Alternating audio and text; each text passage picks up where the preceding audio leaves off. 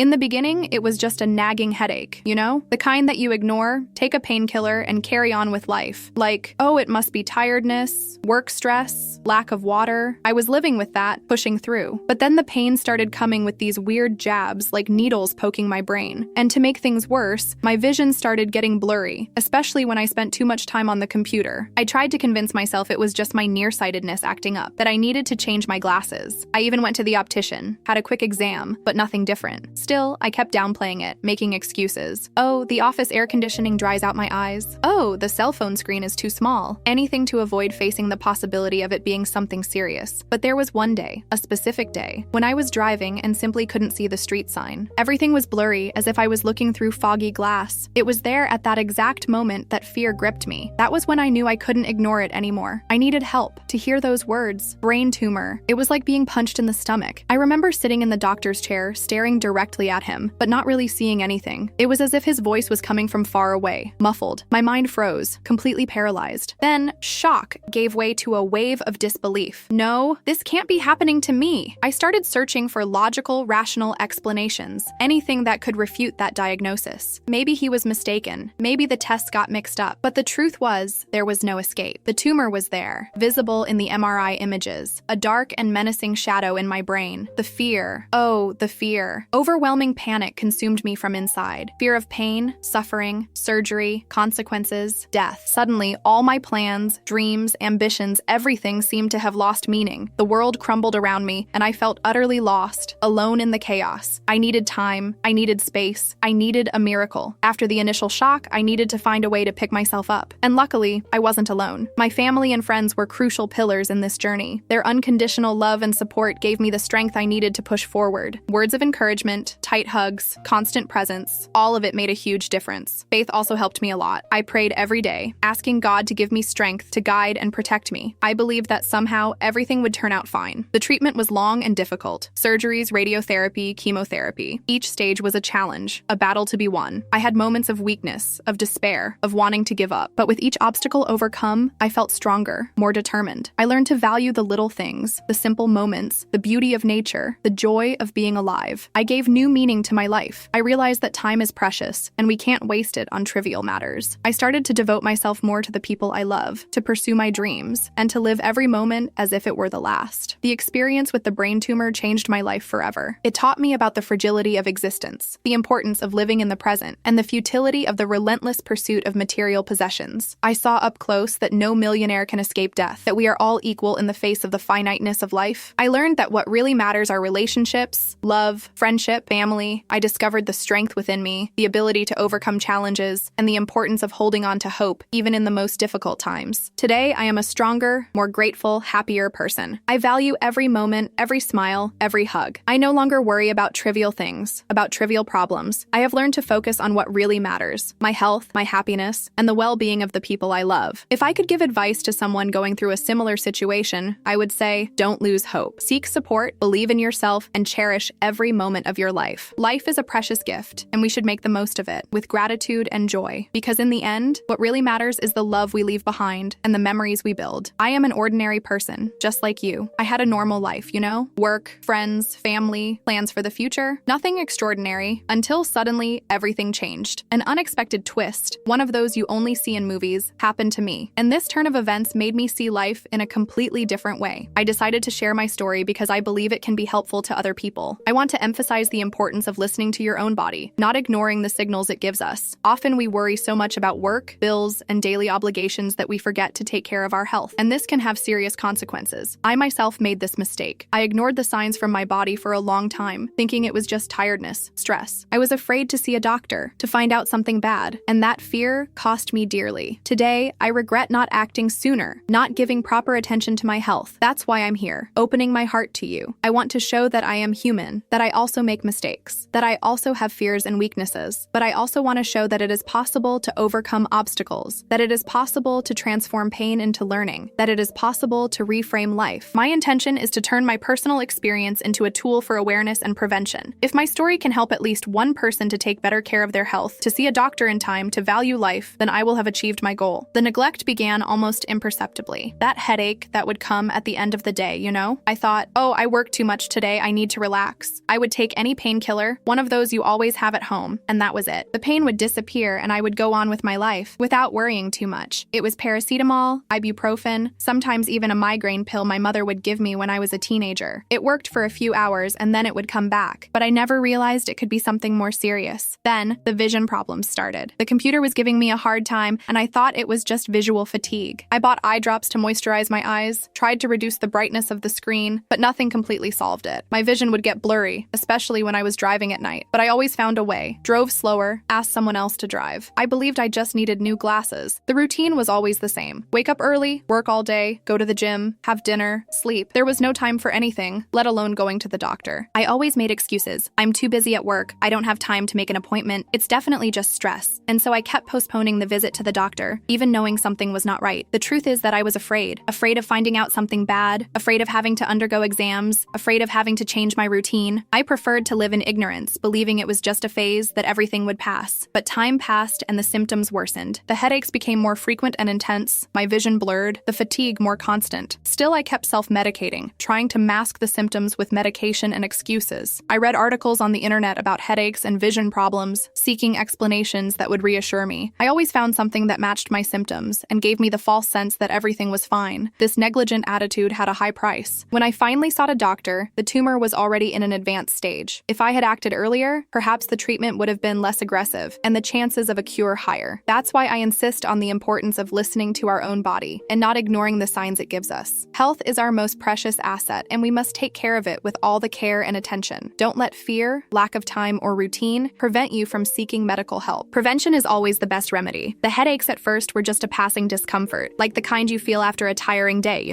But over time, they became more frequent and intense. It wasn't just at the end of the day anymore. They started appearing in the morning, as soon as I woke up, and stayed with me all day long. And taking painkillers didn't help. The relief was temporary, and the pain came back even stronger. It was as if someone was squeezing my head with a tourniquet. At work, the situation became unbearable. I couldn't concentrate, had difficulty reading and understanding things. Meetings became torture, the computer light deeply irritated me, and any noise made me angry. I started missing work frequently, making up excuses to avoid going to work. I would say I had the flu, stomachache, anything to justify my absence. But the truth is, I couldn't take it anymore. Relationships were also affected. I would get easily irritated, respond poorly to people, and isolate myself more and more. I had no patience to talk, to go out, to do anything. My friends began to drift away, rightfully so, and I felt increasingly lonely. I tried to explain what was happening, but couldn't put it into words. I would say I was stressed, that I needed time for myself, but the truth is, I didn't even know what was happening. Leisure activities, which used to bring me so much joy, became a burden. I could no longer go to the gym, take a walk in the park, read a book. Any physical or mental effort would leave me exhausted. I spent my days lying on the couch, watching TV, with no enthusiasm for anything. My life was reduced to pain, fatigue, and isolation. Physical limitations became increasingly evident. I struggled to walk, felt dizzy, and lost my balance frequently. Sleeping was torture. The headache wouldn't leave me alone, and I would wake up several times during the night. Even simple tasks, like taking a shower, getting dressed, or eating, became a challenge. I felt old, weak, and incapable. Frustration and despair overwhelmed me. I saw my body failing, losing its functions, and felt powerless. I cried in secret, afraid that people would notice my suffering. I felt like a burden to my family, a nuisance to my friends. I was ashamed of my condition and afraid of being judged. That's why I tried to hide the situation from everyone. I used makeup to disguise the paleness, wore loose clothes to hide the thinness, and sunglasses to conceal the dark circles. I spoke with forced enthusiasm, pretended to be okay, and smiled when I didn't want to. But inside, I was falling apart. The truth is that I was afraid. Afraid of being seen as weak, afraid of losing my job, afraid of being abandoned, but above all, afraid of death. Afraid of not having time to achieve my dreams, afraid of leaving my loved ones, afraid of not having the chance to live fully. And this fear paralyzed me, prevented me from seeking help and facing the situation head on. The day I finally gathered the courage to seek medical help was a turning point in my life. I couldn't bear living with the pain, the fatigue, and the uncertainty anymore. The truth is that fear still paralyzed me, but the need to know what was happening was even greater. I made an appointment with a neurologist, a doctor specializing in diseases of the nervous system. The wait for the appointment seemed like an eternity. Every minute was torture. Anxiety consumed me from within. On the day of the appointment, I arrived at the doctor's office with sweaty hands and a racing heart. The waiting room was crowded with people looking concerned. I sat down in a chair and tried to calm myself, taking deep breaths and repeating positive mantras. But the truth is that I couldn't focus on anything. My mind was filled with negative thoughts, imagining the worst possible scenarios. When I was finally called into the office, I felt a knot in my stomach. The doctor doctor was an elderly man with white hair and a kind gaze. He greeted me with a smile and invited me to sit down. I began recounting my symptoms, from headaches to vision problems and constant fatigue. The doctor listened carefully, asked some questions, and took notes in a medical record. After the initial consultation, the doctor requested a series of tests, including a magnetic resonance imaging, MRI, of the skull. MRI is an imaging test that allows for detailed visualization of the brain. The wait for the results was even more agonizing than the wait for the appointment. I spent days searching for information about my symptoms on the internet, trying to guess what it could be. But the truth is that I only managed to scare myself even more. Finally, the day to get the test results arrived. I went to the lab accompanied by my mother, who was trying to reassure me, but also showed concern. I picked up the envelope with the results and opened it with trembling hands. I started reading the report, but I didn't understand anything. The words were complex and full of technical terms. I handed the report to my mother, who also didn't understand much. We decided to go back to the doctor's office so he could explain the results to us. The doctor's appointment was the most difficult moment of my life. He looked carefully at the test results and with a calm tone of voice said to me, "You have a brain tumor." At that moment, the world crumbled around me. I felt such a shock that I lost my ground. The doctor's words echoed in my mind like a nightmare. I couldn't believe what I was hearing. A brain tumor? Me? How is that possible? I started crying uncontrollably, unable to control my tears. My mother hugged me tightly, trying to calm me down, but she was visibly shaken too. The doctor tried to explain to us the seriousness of the situation, the type of tumor, the treatment options, but I couldn't pay attention to anything. My mind was blank, overwhelmed by fear and disbelief. At that moment, my life changed forever. The future I had planned became uncertain and dark. Doubts and questions invaded my mind. Why is this happening to me? What did I do to deserve this? Am I going to die? What will the treatment be like? The need for support was immense. I needed to talk to someone who understood me, who embraced me, and who gave me strength to face this battle. I needed answers to my questions, hope for my future. I needed a miracle. The beginning of the treatment was like entering a dark labyrinth full of obstacles. The first surgery was terrifying. The thought of having my skull opened terrified me, but I knew it was necessary. I woke up in the ICU, confused and in a lot of pain. The recovery was slow and painful. I had to relearn to walk, to talk, to do simple things that were automatic before. The medications caused me many side effects: nausea, vomiting, extreme fatigue, loss of appetite, hair loss. It was as if my body was at war with itself. Chemotherapy was particularly difficult. I felt weak, without energy, without desire to do anything. My hair started falling out in tufts, and I decided to shave my head. It was a very difficult moment, but also liberating. Hospitalizations became frequent. Every infection, every complication led me back to the hospital. I spent days and nights in a cold and impersonal room, surrounded by machines and healthcare professionals. I missed my home, my family, my friends, but I knew I was in the right place, receiving the necessary care. Accepting the changes in my body was difficult. The hair loss, the swelling caused by steroids, the scar from surgery. I felt ugly, deformed, different. I had difficulty recognizing myself in the mirror, but gradually I learned to love my new body, with all its imperfections. After all, it was proof of my struggle, my strength, my resilience. There were moments of great discouragement, days when the pain was unbearable, fatigue paralyzed me, and hope seemed to have disappeared. I even thought about giving up, surrendering to the illness. But then, I would remember my family, my friends, the people who loved me and believed in me, and that gave me the strength to keep going. The support I received from my family was crucial. My parents, my siblings, my grandparents, they all surrounded me with love, affection, and attention. They accompanied me to appointments, gave me baths, fed me, kept me company. I felt I was not alone in this fight. My friends were also amazing. They visited me in the hospital, called me, sent me messages, made me laugh. They organized parties and gatherings to cheer me up. They showed me that life went on despite the illness. The medical team was essential. The doctors, nurses, physiotherapists, psychologists, they all treated me with professionalism, respect, humanity. They explained the procedures, answered my questions, gave me advice. They made me feel safe and confident. Faith also helped me a lot. I prayed every day, asked God to give me strength, to guide me, to protect me. I believed that somehow everything would be all right. Faith gave me hope, gave me peace, gave me meaning. I learned to appreciate the little things, the simple moments, the beauty of nature, the joy of being alive. I reframed my life. I realized that time is precious, and we cannot waste it on trivial things. I started to dedicate myself more to the people I love, to chase after my dreams, and to live each moment as if it were the last. The illness taught me to be stronger, more grateful, and happier. There is a lot of confusion surrounding the terms terminal condition and palliative care, and it is important to clarify the difference between them. Many people believe that being in palliative care means being at the end of the line, that there is nothing else to be done, but this is a completely mistaken idea. The terminal condition refers to a state in which the disease is in its final stage, and life expectancy is limited limited to weeks or months. In this case, the focus of treatment is to provide comfort and dignity to the patient, relieving pain and other symptoms. Palliative care, on the other hand, is a treatment approach aimed at improving the quality of life of patients and their families facing problems associated with serious illnesses, whether curable or incurable. In other words, palliative care is not exclusive to patients in a terminal condition. It can be started at any stage of the disease, since diagnosis, and continues until the end of life if necessary. The main goal of palliative care is to relieve pain and other physical symptoms, such as shortness of breath, nausea, fatigue, and insomnia. But it also involves caring for the mental, emotional, and spiritual health of the patient and their families. Being in palliative care does not mean giving up on life, but rather prioritizing quality of life. It means focusing on what is most important: the well-being, comfort, dignity, and autonomy of the patient. It means ensuring that they have as full and meaningful a life as possible, despite the illness. Palliative care involves a multidisciplinary team composed of doctors, nurses, psychologists, social workers, physiotherapists, occupational therapists, and other health professionals. This team works together to offer comprehensive and personalized care that meets the specific needs of each patient and their family. In addition to conventional medical care, palliative care may also include complementary therapies, such as meditation, yoga, acupuncture, massage, and art therapy. These therapies can help alleviate pain, reduce stress, improve mood, and increase well-being. I myself have tried some of these therapies and can say they made a big difference in my quality of life. Meditation helped me calm my mind, reduce anxiety, and connect with my inner self. Yoga helped me stretch my muscles, relieve tension, and improve my posture. Acupuncture helped me alleviate pain and reduce the side effects of medications. It is important to emphasize that complementary therapies do not replace conventional medical treatment, but rather complement it. They are an additional tool to help the patient cope with symptoms and improve their quality of life. If you are facing a serious illness, talk to your doctor about the possibility of starting palliative care. It can make a big difference in your life and the lives of your family. Do not be afraid to ask for help. Seek comfort. Prioritize your quality of life. You deserve to live the best possible life, despite the illness. Remember that you are not alone on this journey. There are many people who care about you and want to help you. The calm after the storm never lasts forever, does it? After years of treatment, surgeries, chemotherapy, and radiation therapy, I received the long-awaited news of remission. The disease was under control. I was free of the tumor. I thought the nightmare was over, that I could finally resume my life and fulfill my dreams. But life sometimes plays tricks on us. A few months ago, I started to feel some strange symptoms, reminiscent of the dark times of the disease. Persistent headaches, dizziness, blurry vision, and unexplained fatigue. At first, I tried to ignore it, thinking it was just fatigue, work stress, but the symptoms intensified and fear began to invade me again. I decided to see a doctor, and after a battery of tests came the confirmation. The disease had returned, with metastases in other organs. The ground opened under my feet. It was as if everything I had achieved, all my struggle, all my hope, had undone in an instant. The feeling that everything would start again was overwhelming. Frustration, anger, sadness, fear, everything mixed in a whirlwind of emotions. How come? Again? Why me? What did I do to deserve this? The questions echoed in my mind, finding no answers. The worst part was having to tell my family. Seeing the suffering in my parents' eyes, the concern on my siblings' faces, the sadness in my friends, it tore me apart inside. But at the same time, I knew I had to be strong, for them and for myself. The fear of death haunted me again. The idea of leaving my loved ones, not realizing my dreams, not enjoying life to the fullest, devastated me. But little by little, I learned to cope with the new reality, to accept that the disease was part of my life and that I couldn't control it. I started seeking psychological support to help me process my emotions and face the fear. Therapy helped me a lot to know myself better, to identify my triggers, and to develop strategies to deal with anxiety and depression. Faith has also been fundamental on this journey. I pray every day, meditate, and seek connection with something greater than myself. I believe that spirituality gives me strength, brings me peace, and helps me find meaning in life, even in the face of pain. Today, I live one day at a time, cherishing every moment as if it were the last. I've learned to appreciate the little things, the simple moments, the tight hugs, the genuine smiles, the morning sun, the bird song. I no longer worry about the future, about what might happen. I live in the present with gratitude and joy. I know the journey is long and challenging, but I am willing to fight with all my strength. I have hope that science will progress and that new treatments will be discovered. But above all, I have faith in God and believe that He is by my side, guiding and protecting me. If you are going through a similar situation, I want you to know that you are not alone. Seek help, talk to your family, friends, and healthcare professionals. Don't be ashamed to express your feelings, to ask for support. Believe in yourself and your ability to overcome challenges. Keep hope alive, nurture faith, and live in the moment with intensity. Life is a precious gift and we must make the most of it with love, gratitude, and joy. Remember that you are strong, you are capable, and you are not alone. I've discovered discovered that life is fleeting, a flame that can be extinguished at any moment. Before, I lived on autopilot, worrying about the future, about work, about appearances. Today, I've learned to live in the present, to savor each moment as if it were the last. I've learned that time is the most precious asset we have, and we cannot waste it on things that do not bring us joy. The little things have become great treasures. A tight hug from my mother, a smile from my father, a phone call from my siblings, a breakfast with my friends, a stroll in the park, a sunset on the beach, a song that makes me dance,